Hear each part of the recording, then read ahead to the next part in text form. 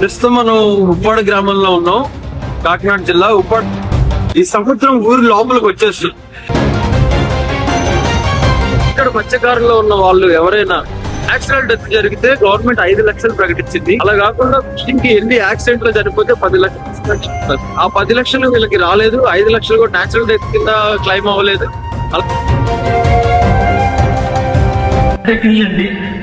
ఈ తుఫానే రావడం వల్ల ప్రతి సంవత్సరం కూడా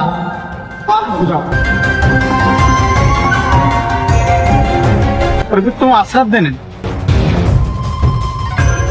జగన్మోహన్ రెడ్డి ఏమో అందులో చనిపోయిన వాళ్ళకేమో 10 లక్షలను ప్రకటించాడు. ఈ రోజుకి ఎవరికి రాలేదండి.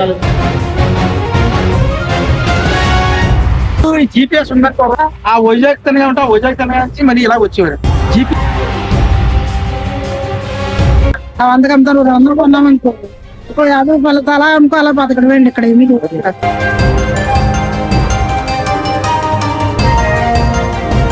ప్రస్తుతం మనం ఉప్పాడ గ్రామంలో ఉన్నాం, కాకినాడ జిల్లా. ప్రభుత్వం అశ్రద్ధనండి, చాలా అశ్రద్ధ. మా యొక్క మత్స్యకారులకి అయితే ప్రభుత్వం సైడ్ నుంచి అయితే చాలా అన్యాయం అండి. ఇప్పుడు సముద్రం ఉందండి, తుఫాన్లలో కూడా ఇప్పుడు 10 సంవత్సరాలు బ్లాక్, 10-15 సంవత్సరాలు బ్లాక్. ఏ రేవుకి ఆ రేవంటే ఏ ఊరిలో ఆ ఊరిలో ల్యాండింగ్ అనమాట బోట్లు. ఈ ప్రభుత్వం సైడ్ నుంచి కూడా ఏమీ రావట్లేదు. జగన్మోహన్ రెడ్డి ఏమో సముద్రంలో చనిపోయిన వాళ్ళకేమో 10 లక్షలను ప్రకటించాడు. కానీ ప్రకటించారే గాని ఇక ఈ రోజుకి ఎవరికి రాలేదండి. 2019లో మన జగన్మోహన్ రెడ్డి గారు అధికారంలోకి వచ్చాడండి. అధికారంలోకి వచ్చిన తర్వాత 2000లో అమలు వ్యాధిలో ఒక ఆయన చనిపోయాడండి, మోసా కనకరాజు. ఆయనకి మొత్తం పోస్ట్ మార్టం అంతా అయింది. ఈ రోజు కూడా డబ్బులు రాదు. 2021లో ఆయన చనిపోయాడు. 2022 ఫస్ట్ లో జనవరిలో బడే ప్రేమ్ కుమార్ అనే మాయపట్నం అండి, ఆయన కూడా పాప ఈ అలలో చనిపోయాడు. ఆయనకి రాలేదండి. ఇంతకుముందు టీడీపీ ప్రభుత్వంలో ఇచ్చారండి. టీడీపీ ప్రభుత్వంలో నార్మల్ గా చనిపోతే 2 లక్షలు వచ్చాయండి, యాక్సిడెంట్ గా చనిపోతే 5 లక్షలు వచ్చాయండి. జగన్మోహన్ రెడ్డి ఏంటంటే, నేను నార్మల్ గా చనిపోతే 5 లక్షలు ఇస్తాను, యాక్సిడెంట్ గా చనిపోతే 10 లక్షలు అని ప్రకటించాడు సార్. కానీ ఈ రోజుని ఆ కుటుంబాలు మాకు తెలుసున్నాయి ఇవ్వండి, నార్మల్ గా తెలియకుండా ఉన్నాయి కూడా చాలా ఉన్నాయి. వాళ్ళు ఇప్పుడు ఒక కుటుంబాన్ని పోషించే వ్యక్తి చనిపోతే ఆ కుటుంబం ఎలా బతుకుతారు సార్? ఈ రోజున ప్రకటించావు, ఆ 10 లక్షలు ఆ కుటుంబానికి ఇస్తే నీ పేరు చెప్పుకొని ఏదో వ్యాపారం చేసుకోనో ఏదో విధంగా పిల్లలు పెంచుకుంటారు కదా. ఈ రోజు కూడా రాలేదండి. ఈ రోజు మా కసరమైన ప్రతి కుర్రలు కూడా తల్లిదండ్రులు చదివించాలని ఎంతో ఆశ ఉంది. నాకు 2 అబ్బాయిలు ఒక అమ్మాయి. చదివించడానికి ఎంత కష్టపడ్డానో తెలుసు కాబట్టి నేను ఇది చెప్తున్నాను సార్.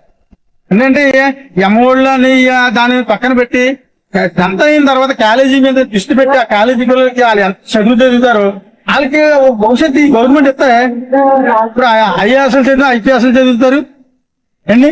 ఇంటర్ అయిన తర్వాత డిగ్రీ జాయిన్ చేద్దాం అంటే లక్షల మంది బడ్జెట్ కాబట్టి ఆఫ్ చేసేస్తున్నాం. ఇక ఆ డిగ్రీ చదివినోడు ఏదన్నా నేను డిగ్రీ చేశాను బాబు నాకు జాబ్ ఇవ్వండి అంటే ఆ చదువు సరిపోదంటున్నారు. మరి అలాంటప్పుడు మేము ఎలాగా పై చదువులు చదివించగలం? గవర్నమెంట్ కూడా ఈ యొక్క ఫిషర్మెన్ కమ్యూనిటీ పిల్లల మీద పెట్టి కాలేజీ చదువులు 10th అయిన తర్వాత కాలేజీలకు వెళ్ళిన తర్వాత ఆ కాలేజీ పిల్లలకి ఏ విధమైన సహకారం చేస్తే పై చదువులు చదువుతారు అన్నది ఆలోచించాలండి.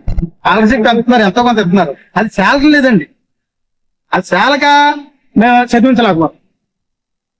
ఆ విధమైన ఒక్కటి కూడా గవర్నమెంట్ ఇవ్వాలని ఈ ద్వారాగా గవర్నమెంట్ తెలియబెట్టింది. 20 రూపాయలు ఇస్తారు ఆయన అబ్బాయి. అందుకంతా 200 కొన్నామనుకో, ఇప్పుడు 50 రూపాయలు అలా అనుకో, అలా బతకడం అండి. ఇక్కడ ఏమి ఇక్కడ నుంచి మనం ఇక్కడ ఉన్న మత్స్యకారులతో ఫిషర్మెన్ తో మాట్లాడడం జరిగింది. వాళ్ళకి ఎలాంటి ఇబ్బందులు ఉన్నాయి, వాళ్ళ సోర్స్ ఆఫ్ ఇన్కమ్ ఈ సముద్రం నుంచే ఉంది కాబట్టి వాళ్ళు ఏ కష్టాలు పడుతున్నారు, వాళ్ళకి గవర్నమెంట్ ఎలాంటి స్కీమ్స్ ప్రొవైడ్ చేస్తుంది, వాటన్నిటి గురించి మాట్లాడుతుంది. అందులో మేజర్ గా వాళ్ళు చెప్తుంది ఏంటంటే, ఫస్ట్ ఈ సముద్రం ఊరి లోపలికి వచ్చేస్తుంది. ఇప్పుడు మనం ఏదైతే రాళ్ల మీద కూర్చొని ఉన్నామో అలానే ఆ ఊరి సముద్రం తీరంలో కూడా జీరో ట్యాక్షన్ పెద్ద పెద్ద రాళ్ళని వేసి సముద్రం లోపలికి రాకుండా, అంటే ప్రతి సంవత్సరం మైలుకి మైలు సముద్రం లోపలికి వచ్చేస్తుంది. దానివల్ల ఏమవుతుంటే ఆ తీర ప్రాంతంలో ఉన్న ఇల్లు అవన్నీ కొట్టేసుకొని వెళ్ళిపోతుంది. అదొక ప్రధాన సమస్య. దాని తర్వాత వీళ్ళు బోటింగ్ వెళ్తారు. బోటింగ్ వెళ్ళినప్పుడు ఏంటంటే అక్కడ ఇన్సూరెన్స్ అనేది లేదు. మనం ₹1,00,000 2,00,000 పెట్టుకున్న ఒక చిన్న బండికో ఆటోకో ఇన్సూరెన్స్ ఉంది. కానీ వీళ్ళు 25 లక్షలు, కొన్ని బోట్లు అయితే 30 లక్షల పైన కూడా పెట్టి కొనుక్కునే ఉన్నాయి. ఆ 30 లక్షలు పెట్టిన బోటుకి కూడా ఇన్సూరెన్స్ అనేది ఉండదు. సరే ఏదన్నా అయ్యి పాడైపోతే ఇంక దానికి ఇన్సూరెన్స్ అనేది రాదు.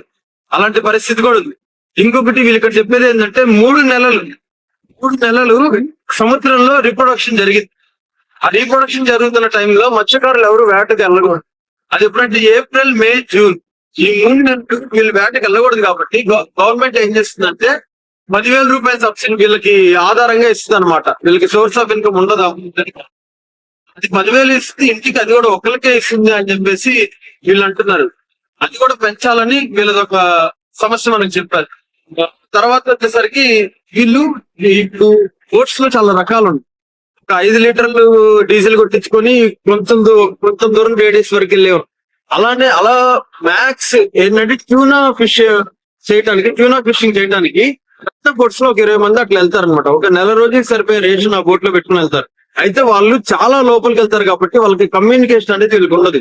15 రోజులు 20 రోజులను పెట్టుకొని డే 1 నుంచి వీళ్ళు కౌంట్ చేసుకుని 20వ తారీఖు వాళ్ళు 20వ రోజు మళ్ళీ తిరిగి వస్తేనే వాళ్ళు వచ్చినట్టు. అలాంటి పరిస్థితి ఉంది. సో వాళ్ళకి శాటిలైట్ కమ్యూనికేషన్ ఏదైనా ఉంటే బాగుంటది అని చెప్పేసి కూడా వాళ్ళు అలాంటి ఫెసిలిటీ ఏదైనా ఉంటే బాగుంటది అని చెప్పి మనతో చెప్పుకున్నారు. ఇంకొకటి ప్రధానంగా మన దగ్గరకు వచ్చింది ఏంటంటే ఇక్కడ మత్స్యకారుల్లో ఉన్న వాళ్ళు ఎవరైనా ఫిషింగ్ వెళ్ళే వాళ్ళు ఫిషర్మెన్స్ లో యాక్సిడెంట్ డెత్ జరిగితే గవర్నమెంట్ 5 లక్షలు ప్రకటించింది. అలా కాకుండా ఫిషింగ్ కి వెళ్ళి యాక్సిడెంట్ లో చనిపోతే 10 లక్షలు ఇస్తుందని చెప్తారు. అయితే ఇక్కడ మనకి ఒక 7-8 కేసెస్ చెప్పారు గత 4-5 సంవత్సరాల నుంచి.